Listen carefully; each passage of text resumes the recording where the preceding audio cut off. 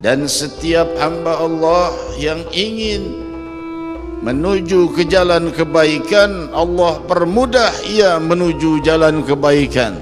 Fasanuyassiruhu lil yusra. Wa amma man bakhila wastaghna wa kadzdzaba fasanuyassiruhu lil usra. Mereka yang baik, bertakwa, berinfak dan membenarkan apa-apa yang benar, saddaqa bil husna, fasanuyassiruhu lil yusra. Kami akan mudahkan dia menuju jalan kemudahan. Jalan kemudahan, berjuta jalan kemudahan yang dimiliki Allah. Kemudahan dalam hidupnya, kemudahan dalam membimbing keluarganya, kemudahan di dalam usaha, kemudahan di dalam pekerjaan, kemudahan dalam kehidupan, kemudahan dunia dan akhirat. Itu semua kemudahan itu terbuka dengan perbuatan baik hambanya. Namun amma man bakhila wastaghna wa kadzdzaba bis sunnah fasanuyassiruhu lil usra. Barang siapa yang kikir dan berpaling dari agama Allah Subhanahu wa taala, maka kami permudah ia menuju jalan kesulitan.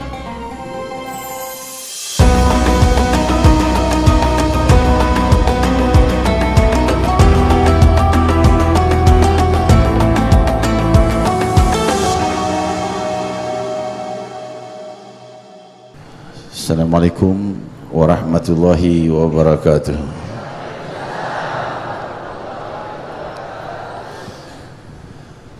Alhamdulillahi rabbil alamin, wassalatu wassalamu ala sayyidil mursalin wa ala alihi wa sahbihi ajma'in.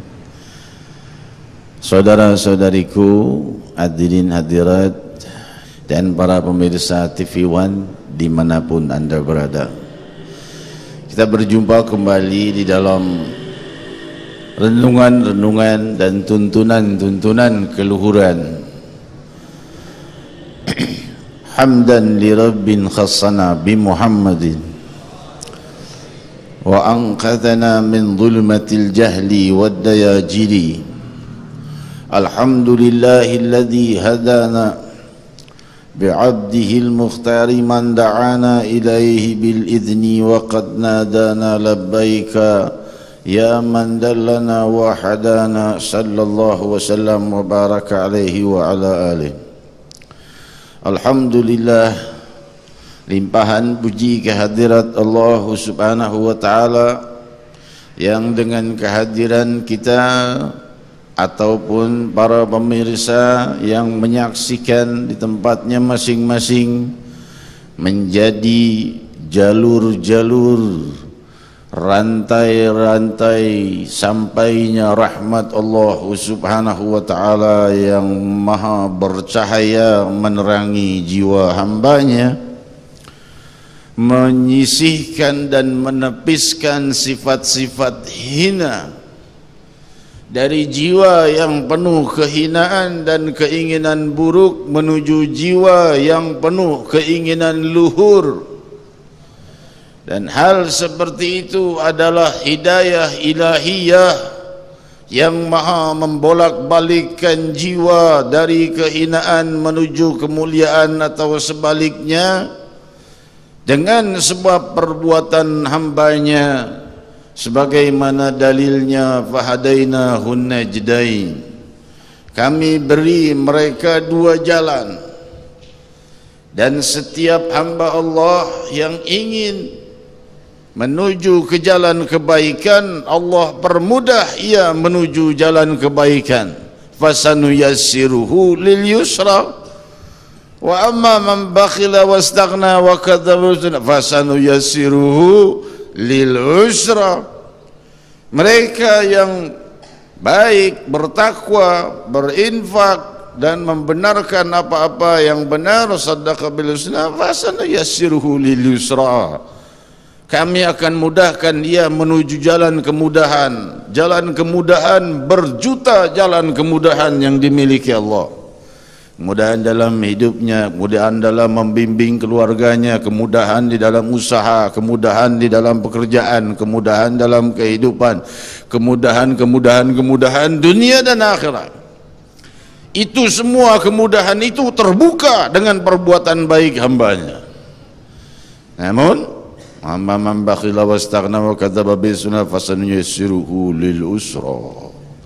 Barang siapa yang kikir dan berpaling dari agama Allah Subhanahu wa taala, maka kami permudah ia menuju jalan kesulitan.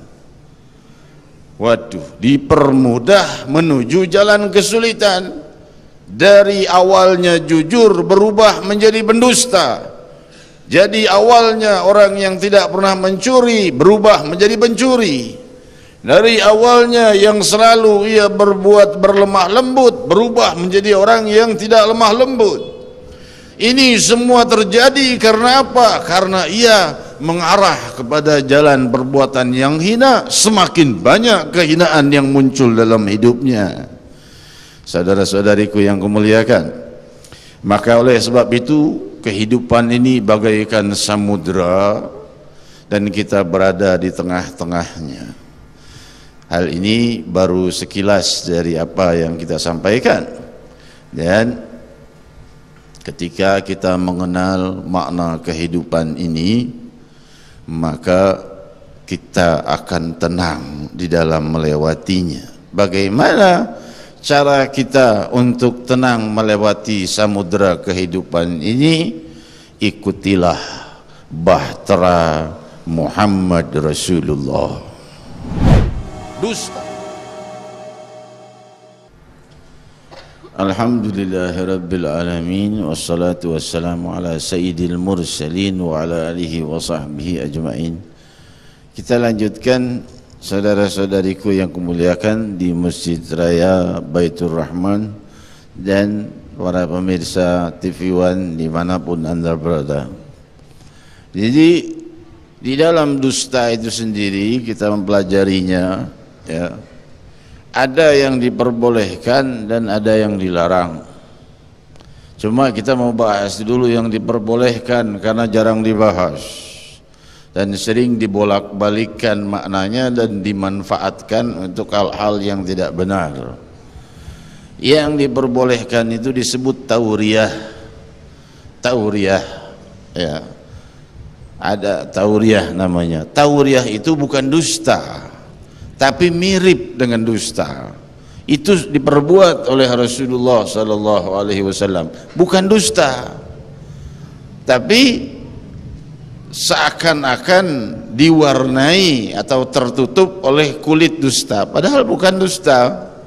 Riwayat mutawatir dalam sirah, Rasul sallallahu alaihi wasallam ketika melihat salah seorang sahabat berkata, "Kau akan kunaikkan di atas anaknya unta." Ya Rasulullah, bagaimana aku naik di atas anaknya unta? Unta sendiri belum tentu bisa berdiri sendiri. Rasul tersenyum, bukankah semua unta itu berasal dari anak?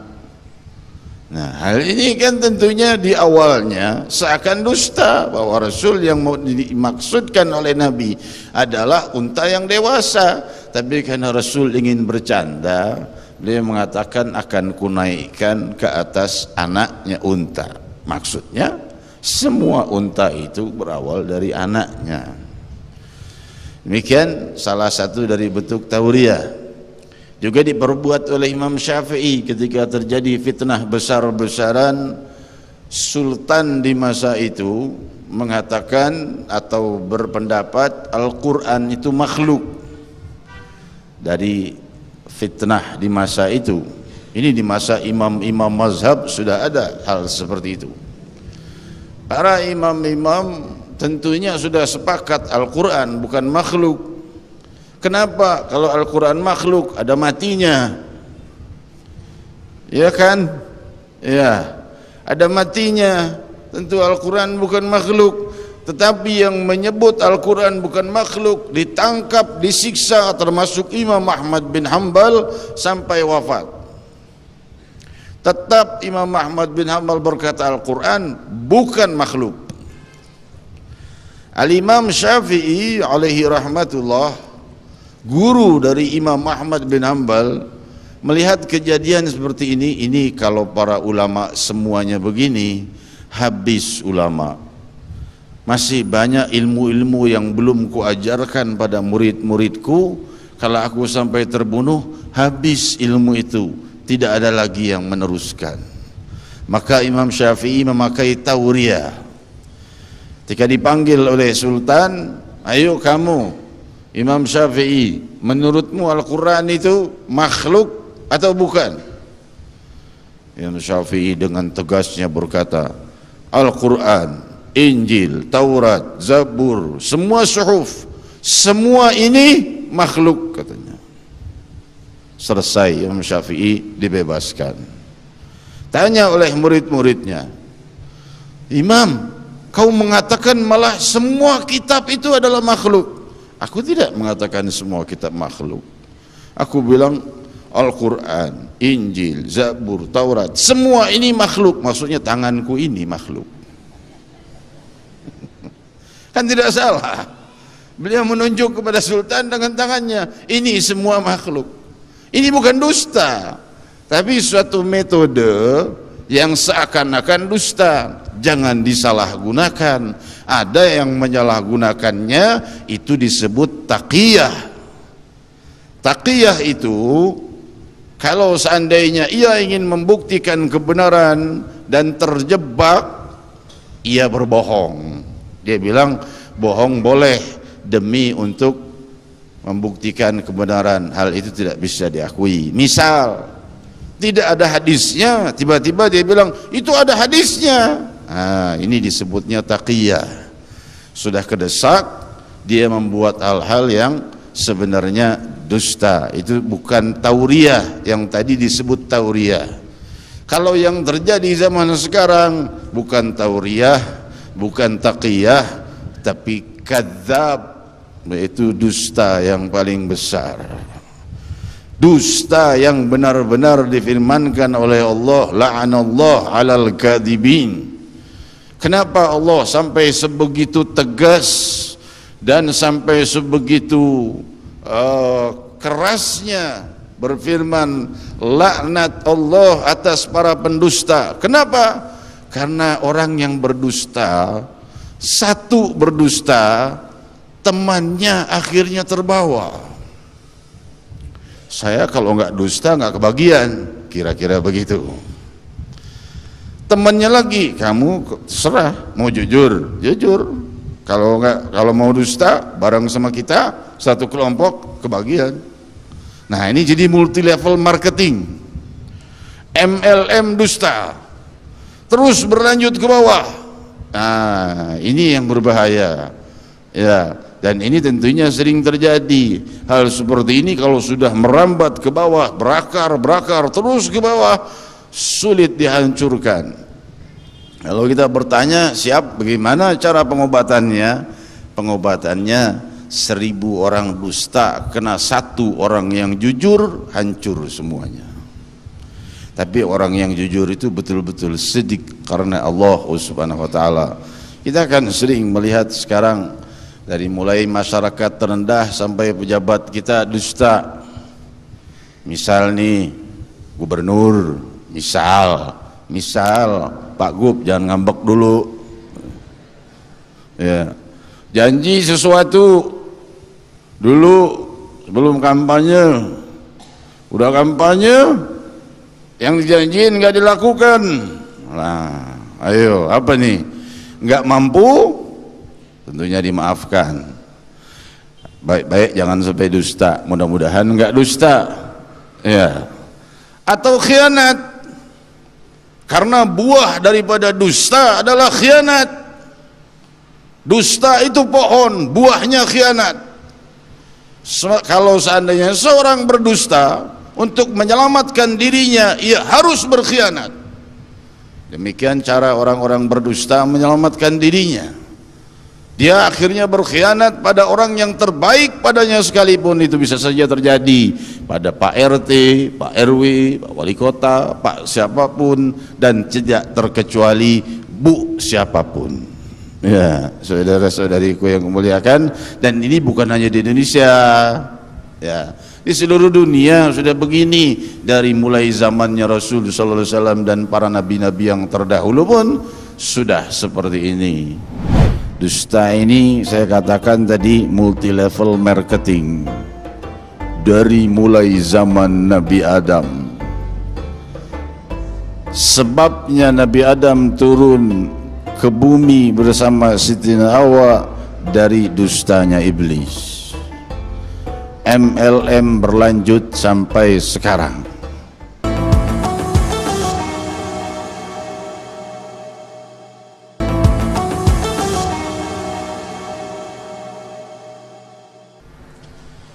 Alhamdulillahirabbil alamin, wassalatu wassalamu ala sayyidil mursalin wa ala alihi wa sahbihi ajmain. Alhamdulillah kita masih berkumpul di dalam kemuliaan ini untuk mendalami makna-makna sekaligus membuka rahasia-rahasia keluhuran ilahi dan rahmatnya untuk membenahi generasi kita, masyarakat kita, teman-teman kita, bangsa kita dari salah satu penyakit hati ini. Salah satu penyakit hati adalah dusta. Dusta ini saya katakan tadi multi level marketing, dari mulai zaman Nabi Adam. Sebabnya Nabi Adam turun ke bumi bersama Siti Hawa dari dustanya iblis. MLM berlanjut sampai sekarang. Masalah dusta ini, ya, itu kan sebabnya. Ketika iblis berdusta bahwa ini pohon khuldi akan membawamu kepada kehidupan yang abadi, Nabi Adam tergoda, tapi Nabi Adam tidak berbuat salah. Karena apa? Karena Nabi Adam ingin hidup abadi, tidak mau pisah dengan Allah dari cintanya kepada Allah. Ia berpikir, kalau seandainya aku wafat, aku pisah dengan Allah, aku tidak mau berpisah dengan Allah. Maka ia makan buah khuldi itu. Dustanya iblis, kena tipuannya iblis. Lanjut, terus berkelanjutan ini, MLM ini semakin meluas sampai ke zaman Nabi Allah Ibrahim alaihi salatu wassalam. Dusta dibelokkan oleh Nabi Ibrahim sebagai bentuk tarbiyah, ditunggangi dusta itu untuk mendidik. Ini patung-patung dihancurkan sama Nabi Ibrahim semua, lalu kampaknya digantungkan ke patung yang paling besar di lehernya. Besoknya ribut, woi, patung-patung Tuhan-Tuhan kita dihancurin, ada yang ngampak. Ini pasti perbuatan pemuda yang namanya Ibrahim. Panggil. Dipanggil Nabi Ibrahim. Ketika Nabi Ibrahim datang, kata Nabi Ibrahim, kalian lihat kampak di tanganku? Tidak ada kapak di tanganku. Kapak ada di situ, lehernya tuh tergantung. Dia yang ngerjain berarti. Itu kan dusta. Tapi dusta di sini adalah dusta tarbiyah. Dusta untuk mendidik agar mereka berpikir bahwa patung tidak bisa memberi mudarat dan manfaat. Kenapa disembah? Yang paling besar itu udah digantungin kapak, kasarnya divonis, ya, nggak bisa berbuat apa-apa. Ya, mereka marah, bela patung-patung kita, katanya gitu. Bakar Nabi Ibrahim, tidak bisa dibakar. Kuni bardan wassalaman ala Ibrahim. Jadilah sejuk wahai api dan membawa keselamatan bagi Ibrahim. Nabi Ibrahim selamat. Jika perbuatan itu salah, Allah akan menegurnya, Allah membiarkannya karena perbuatan itu benar. Apakah itu dusta? Itu adalah dusta tarbiyah, bukan dusta yang membawa kecelakaan. Saudara-saudariku yang kumuliakan, sampai ke zamannya Nabi Muhammad SAW. Ini yang paling ramai. Kenapa? Karena pimpinan Madinatul Munawwarah, Abdullah bin Ubay bin Salul, pimpinan Madinah itu, pimpinannya munafik di Madinah. Jadi orang munafik semuanya pimpinannya Abdullah bin Ubay bin Salul. Dia pimpinan Madinah. Nabi tidak merobohkan kekuasaannya, dibiarkan aja di Madinah. Kota Madinah itu dipimpin Abdullah bin Ubay, dibiarkan oleh Rasul. Rasul tahu ini Abdullah bin Ubay sudah pimpinannya munafik, biangnya. Orang-orang munafik dilindungi oleh dia, lapornya ke dia, segala macamnya dia, biang keladinya. Maka ketika ia wafat, mati, anaknya orang baik, Abdullah bin Ubay bin Salul. Ya, putranya orang baik. Datang ke Rasul, ya Rasulullah, ayahku wafat, enggak ada yang mau peduli. Maka Rasul sallallahu alaihi wasallam berkata, kemana para sahabat? Enggak ada yang mau ngurusin jenazahnya ya Rasul, dia pimpinan munafik. Kemana temannya, para orang-orang yang biasa, maksudnya para munafikin, teman-temannya ya, sekelompoknya itu? Lari semua ya Rasul. Kenapa? Karena kalau ikut ngurusin, langsung orang tahu, sama nih sama dia, ikut ngurusin jenazah bin Ubay, berarti kelompoknya munafik dia nih. Ini juga berarti ini ikut ngurusin jenazahnya, berarti dia kelompoknya juga. Ketahuan, nggak mau, lari semua. Dibiarkan jenazah itu sendiri, tidak ada satupun yang mengurusnya. Siapa yang ngurusnya? Sayyidina Muhammad datang untuk menjenguk jenazahnya, menurunkannya, menyolatkannya, lalu turun ayat dari Allah Subhanahu wa taala, wahai Muhammad, jangan kau solatkan orang seperti itu. Jika kau mohonkan pengampunan walaupun 70 kali sekalipun, intastaghfir lahum 70 marratan la yaghfirullahu lahum. 70 kali kau mohonkan pengampunan untuknya, Allah tidak akan mengampuninya.